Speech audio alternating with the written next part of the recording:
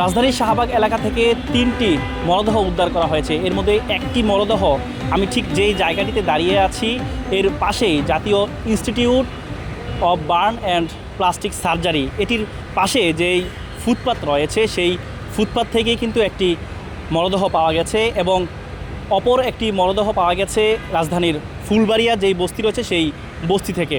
এবং আরেকটি যেই মরদেহ পাওয়া গেছে সেটি হচ্ছে ঢাকা মেডিকেল কলেজ হাসপাতালের পাশের যেই ফুটপাত রয়েছে সেই ফুটপাত থেকে। দর্শক, আমি একটু আপনাদের দেখাতে চাই ঠিক যেই জায়গাটিতে সকালের দিকটাতে এই জায়গাটিতে একজন, অর্থাৎ এর পাশেই কিন্তু জাতীয় institute of burn and plastic surgery রয়েছে, এর পাশে যেই ফুটপাত রয়েছে সেই ফুটপাত থেকেই কিন্তু একটি লাশ পাওয়া গেছে এবং আরও দুটি লাশ দুটি জায়গা থেকে পাওয়া গেছে। প্রত্যক্ষদর্শীরা বলছেন যে তারা অচেতন অবস্থায় ছিলেন এবং ঘটনাস্থলেই তারা মারা গিয়েছেন, সেই বিষয়টি প্রত্যক্ষদর্শীরা জানিয়েছেন। এবং পাশাপাশি পুলিশ জানিয়েছে যে তাদেরকে এভাবে পড়া অবস্থায় থাকা, অচেতন অবস্থায় থাকা অবস্থায় আশপাশের লোকজন যারা ছিলেন, রাস্তাঘাটের তারা পথচারী যারা ছিলেন, তারা থানায় ফোন দিয়েছেন এবং ফোন দেওয়ার পরে এখান থেকে লাশ নিয়ে যাওয়া হয় এবং আরও দুটি যেই লাশ সেখান থেকে নিয়ে যাওয়া হয়েছে ঢাকা মেডিকেল কলেজ হাসপাতালের মর্গে রয়েছে, এই বিষয়টি পুলিশ জানিয়েছে।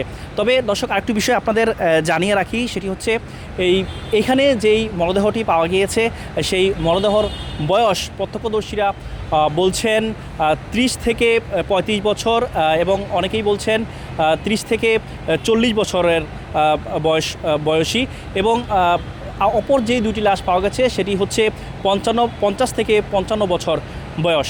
দর্শক, এখানে প্রত্যক্ষদর্শীদের মধ্যে আমরা কয়েকজনের সাথে কথা বলেছি, তার মধ্যে একজনের সঙ্গে আমরা একটু কথা বলতে চাই। তিনি আসলে এই বিষয়টি নিয়ে কি দেখেছেন সেই সময় আমরা একটু তার কাছ থেকেই জানতে চাই। মানে সকালবেলায় পাইছে আর কি, যখন বৃষ্টি হয় না তখন পাইছে আর কি লাশটা। তো একজন আর কি প্লাস্টিক খোলা ছিল, তা একজন প্লাস্টিক ঢাকা দিচ্ছে, মরে গেছে। তো আর পোলাপেন এলো, আরেকজন আইসা নাকি থানা ফোন দিয়েছে, থানা দিয়ে ফোন দেওয়ার পরে কয় আকাশ অবস্থা দেখছেন, কি অবস্থা খারাপ। পরে কী করলো, আরেকজনের কাছে ফোন দিয়েছিল, আবার ঠিক মতন থানা মনে বলছে। তারপর আইসা থানা থেকে ওই ভ্যান গাড়ি দিয়ে থানা লাশটা নিয়ে গেছে মেডিকেলে। বয় 40-45 হবে। কীভাবে মারা গেছে জানতে পারছেন? মানুষ যে আর কি নেশাগ্রস্ত আর কি, শুধু পেট টেট নিত এই আর কি। না, আমি এখানে থাকি, আমি হাসপাতালে ছিলাম। আজকে আমি সকালবেলা বেরিয়েছি, বাইরের পরে দেখছি আর কি এই অবস্থা। তো লাশ দেখি না, আমি মানুষের মুখে শুনছি, যার মুখে শুনছি এটা জেনে। আর বৃষ্টি অবস্থা ছিল তো, তেরম রোগ জ্বর হইতে পারে না। আর বৃষ্টি ছিল তো 2টা পর্যন্ত, 1টা পর্যন্ত বৃষ্টি ছিল।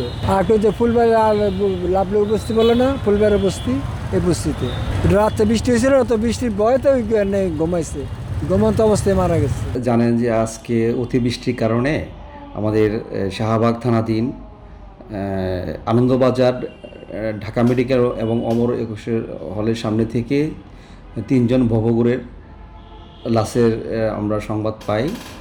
তো লাশ আমাদের পুলিশ টিম লাশ সংগ্রহ করে ঢাকা মেডিকেলে পৌঁছালে কর্তব্যরত ডাক্তার তাকে মৃত ঘোষণা করে এবং আমরা 3জনের লাশ পাই। 2জনের লাশ আমরা শনাক্ত করতে পেরেছি সিআইডির মাধ্যমে।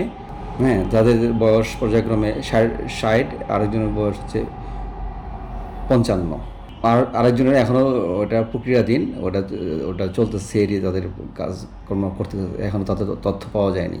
জি, তারা 3জনের লাশই হসপিটালে যাওয়ার পর মৃত ঘোষণা করা হয়েছে।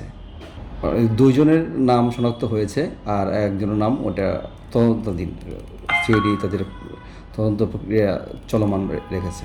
সকাল 11টার দিকে এখানে লাশটি পাওয়া যায়, মরদেহটি পাওয়া গিয়েছে এবং অপর যেই দুইটি, একটি ফুলবাড়িয়া বস্তি থেকে এবং সকাল 9:30টার দিকে, অর্থাৎ 9টার দিকে পাওয়া গেছে ঢাকা মেডিকেল কলেজ হাসপাতালে যে ফুটপাত রয়েছে সেই ফুটপাত থেকে। দর্শক, একটু বিষয় আপনাদের জানিয়ে রাখি, ঠিক এই জায়গাটি, অর্থাৎ যেই জাতীয় institute of burn and plastic surgery, এই জায়গাটির সামনের যেই সড়ক গিয়েছে, ঠিক আপনারা দেখতে পাচ্ছেন যে আমার পেছনে যেই মোড়টি রয়েছে এটি হচ্ছে এটি হচ্ছে আনন্দবাজার মোড়।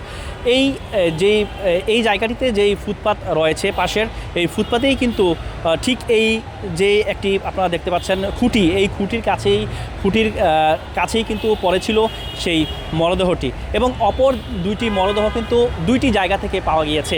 পুলিশ বলছে যে খতিয়ে দেখছে, তাদের নাম পরিচয় কিন্তু এখনও পাওয়া যায়নি। পুলিশ তাদের নাম পরিচয়ের জন্য বিষয়টি তদন্ত করছে।